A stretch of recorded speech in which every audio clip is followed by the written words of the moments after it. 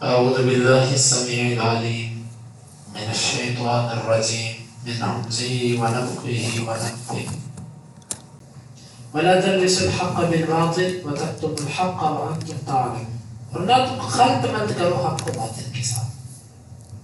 اس آیت کا پس منظر یہ بتایا جاتا ہے کہ یہودیوں نے اللہ کے نبی صلی اللہ علیہ وسلم کے آنے سے پہلے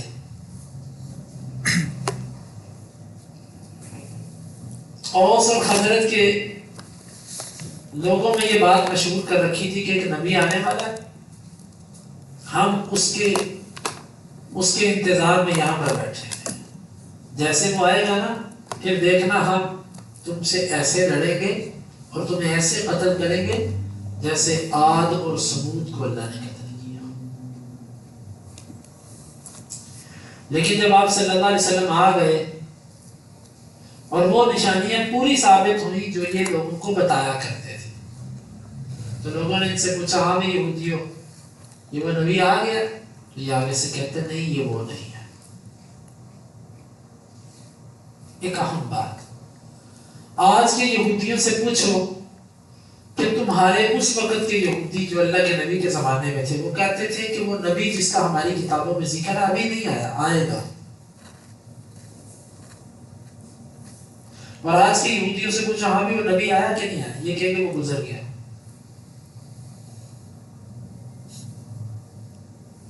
یہ صحیح تضاد ہے۔ ان سے پوچھئے کہ آپ جھوٹے ہو کہ آپ کے بڑے، حقیقت میں دونوں ہی جھوٹے ہو۔ تو یہ اللہ تعالیٰ کی آیتوں کا اس میں خلط ملط کرنے کا مطلب یہ ہے وَلَا تَلْبِسُوا الْحَقَّ بِالْبَاطِلِ، حق اور باطل کو خلط ملط نہ کرو۔ یعنی جب لوگ ان سے پوچھتے کہ کیا وہ آیات جن کا ہماری کتابوں میں ذکر ہے وہ یہی ہے، کہتے نہیں یہ نہیں، حق کو باطل سے ملا دیتے۔ وَتَكْتُمُوا الْحَقَّ، اس کا بھی پیچھے ارتفع ہے، اور نہ تم چھپاؤ حق کو۔ اس آیت میں کہ حق کو چھپانا جائز نہیں، کتمان حق جرم ہے۔ ہاں کچھ صورتیں ہوتی ہیں کہ اس میں مصلحتاً کسی چیز کو پوشیدہ رکھا جا سکتا ہے، چھپایا جا سکتا ہے۔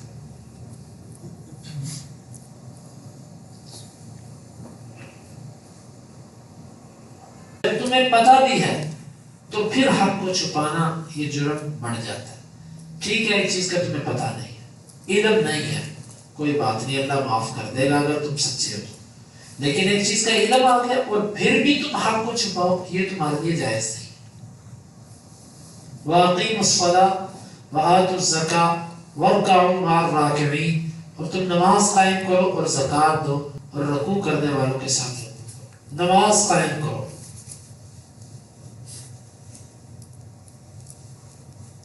نماز سے مراد مسلمانوں والی نماز ہے، اور زکوٰۃ دو، زکوٰۃ سے مراد بھی وہی زکوٰۃ جو اسلام نے مقرر کی۔ وَارْكَعُوا، اور تم رکوع کرو مع الراکعین، رکوع کرنے والوں کے ساتھ۔ اس کے دو مطلب ہیں، ایک اس کا مطلب ہے کہ یہودیوں کو دعوت دی جا رہی ہے کہ مسلمانوں والی نماز پڑھو، کیونکہ کہا جاتا ہے کہ یہودیوں کی نماز میں رکوع نہیں ہے، اسی لیے ان کو رکوع کا حکم دیا کہ مسلمانوں والی نماز جس میں رکوع ہے۔ دوسرا معنی وَارْكَعُوا مع الراکعین، رکوع کرنے والوں کے ساتھ رکوع کرو، یعنی با جماعت نماز ادا کرو۔ اس کو کہتے ہیں تسمیۃ الکل باسم الجز، جز کے نام پر کسی کا کل کا نام رکھ دینا۔ یہاں پر رکوع جز ہے جس سے مراد پوری نماز ہے۔ وَارْكَعُوا مع الراکعین، اور تم رکوع کرنے والوں کے ساتھ رکوع کرو، یعنی نماز پڑھنے والوں کے ساتھ نماز پڑھو، یعنی نماز با جماعت ادا کرو۔ یہ ہے أَتَأْمُرُونَ النَّاسَ بِالْبِرِّ وَتَنْسَوْنَ أَنفُسَكُمْ وَأَنْتُمْ تَتْلُونَ الْكِتَابَ أَفَلَا تَعْقِلُونَ، کیا تم لوگوں کو حکم دیتے ہو نیکی کا اور تم خود کو بھول جاتے ہو، اور تم پڑھتے ہو کتاب کو، کیا تم عقل نہیں رکھتے؟ لوگوں کو نیکی کا حکم دیتے ہو یہودیوں، اور اپنے آپ کو بھول جاتے ہو۔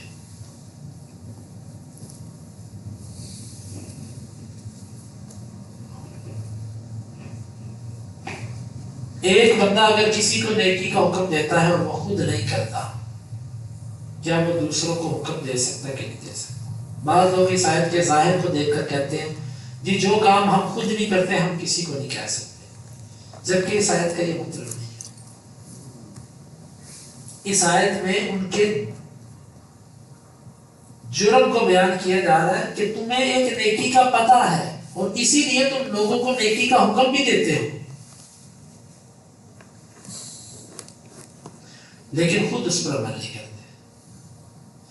یہاں پر جو توبیخ ہے وہ اس وجہ سے نہیں ہے کہ لوگوں کو حکم کیوں دیتے ہو، یہاں پر توبیخ اس بات پر ہے کہ خود عمل کیوں نہیں کرتے۔ لیکن اگر ایک بندہ نیکی کا حکم دیتا ہے اور کرتا نہیں، اس کا ایک جرم ہے کہ نیکی کا حکم دیتا ہے لیکن ایک بندہ نہ نیکی کا حکم دیتا ہے اور نہ کرتا ہے، اس کے دو جرم ہوں گے۔ اس آیت کا یہ معنی نہیں ہے کہ جو نیکی آپ نہیں کرتے آپ کسی کو کہہ بھی نہیں سکتے، کہیں۔ بعض دفعہ آپ کسی کو دعوت دیں گے تو آپ کے دل میں احساس بھی پیدا ہو جائے گا۔ یہاں پر مراد جو سمجھ آتی ہے وہ یہ ہے کہ نظریاتی طور پر آپ ایک چیز کے بارے میں یہ ذہن رکھتے ہو کہ میں نے نہیں، ہمارے لیے نہیں ہے، یہ لوگوں کو کہو کہ نہیں نماز پڑھا کرو اور خود اپنے دیکھو ہمارے لیے تو نماز نہیں ہے۔ یعنی تم لوگوں کو نیکی کا حکم دیتے ہو اور نظریاتی طور پر اس نیکی کو کرنا نہیں چاہتے، یہ مراد ہے۔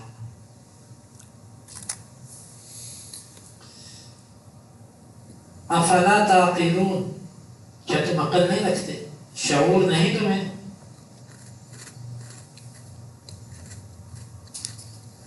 وانتم تتلون الکتاب، اور تم کتاب کی تلاوت بھی کرتے ہو۔ یہاں سے معلوم ہوتا ہے علماء اور کتاب کو پڑھنے پڑھانے والے، ان کا جرم اور عام بندے کے جرم میں فرق ہوتا ہے۔ تم کتاب بھی پڑھتے ہو اور پھر تم اپنے نفسوں کو بھول جاتے ہو۔ وَاسْتَعِينُوا بِالصَّبْرِ وَالصَّلَاةِ وَإِنَّهَا لَكَبِيرَةٌ إِلَّا عَلَى الْخَاشِعِينَ، اور تم مدد طلب کرو صبر کے ساتھ اور نماز کے ساتھ، بے شک یہ بہت بڑی ہے مگر خشوع کرنے والوں پر۔ استعینوا بالصبر والصلاة، تم مدد طلب کرو کس چیز پہ؟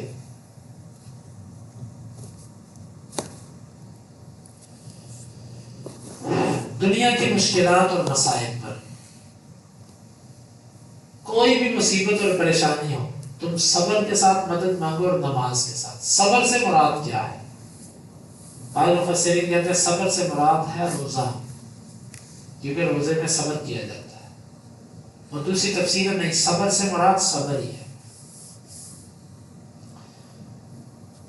یعنی تکلیف تمہیں آئی اس پر صبر کرو۔ والصلاۃ، اور نماز، نماز سے مراد صلاۃ الحاجت۔ کوئی پریشانی اور مصیبت آ جائے تو تم اللہ تعالیٰ سے اس پر نماز پڑھو، جس طرح کہ آپ کو کوئی مسئلہ ہوتا تو آپ نماز کی طرف آتے۔ صحابہ کرام سے بھی ملتا ہے کہ وہ حاجت کی نماز پڑھا کرتے تھے۔ وَاسْتَعِينُوا بِالصَّبْرِ وَالصَّلَاةِ وَإِنَّهَا لَكَبِيرَةٌ إِلَّا عَلَى الْخَاشِعِينَ، اور بے شک یہ بہت بڑی ہے، بڑی مشکل ہے مگر خشوع والوں پر۔ ان کے لیے اللہ نے نماز کو آسان کر دیا۔ انہا، یا تو نماز مراد ہے یا دونوں چیزیں مراد ہیں۔ یہ نماز مشکل ہے مگر خشوع والوں پر، یہ بات حقیقت ہے۔ نماز پڑھنا مشکل ہوتا ہے، اکثر لوگ فجر کی نماز نہیں پڑھتے، اکثر لوگ جماعتیں چھوڑ جاتے ہیں، نمازوں کو بے وقتہ پڑھتے ہیں۔ وَإِنَّهَا لَكَبِيرَةٌ، یہ بہت مشکل ہوتی ہے۔ ہاں جو اللہ سے ڈرنے والا اس کے لیے یہ مشکل نہیں ہوتی۔ مجھے اور آپ کو اپنا جائزہ لینا ہے کہ ہمارے لیے نماز مشکل تو نہیں ہے، ہمارے لیے کتنی مشکل ہے۔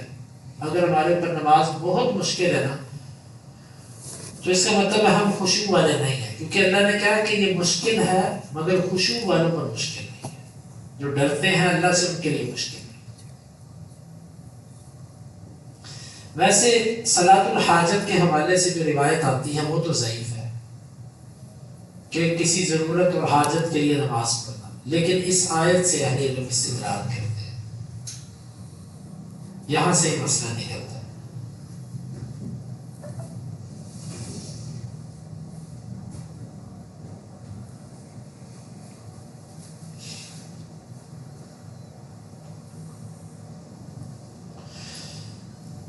وَإِنَّهَا لَكَبِيرَةٌ إِلَّا عَلَى الْخَاشِعِينَ. اب خشوع کرنے والے کون ہوتے ہیں؟ الَّذِينَ يَظُنُّونَ أَنَّهُمْ مُلَاقُو رَبِّهِمْ وَأَنَّهُمْ إِلَيْهِ رَاجِعُونَ. آپ خشوع والے بننا چاہتے ہیں؟ آپ کے دل میں یہ خواہش ہے کہ آپ خشوع والے بنیں، تو اللہ نے طریقہ بتا دیا. الَّذِينَ يَظُنُّونَ أَنَّهُمْ مُلَاقُو رَبِّهِمْ، جو یہ یقین رکھتے ہیں کہ وہ اپنے رب سے ملاقات کرنے والے ہیں. وَأَنَّهُمْ إِلَيْهِ رَاجِعُونَ، اور بے شک وہ اس کی طرف لوٹنے والے ہیں. جس بندے کو یقین ہو جائے اپنے رب سے ملاقات کا، اس میں خوف پیدا ہو جاتا ہے، خشوع پیدا ہو جاتا ہے. اور جس بندے کو یقین ہو کہ وہ اللہ کی طرف لوٹنے والا ہے، یہ بندہ اللہ سے پھر ڈر بھی جاتا ہے. اللہ تعالیٰ ہمیں یہ خوف اور یہ احساس اپنے دلوں میں پیدا کرنے کی توفیق عطا فرمائے.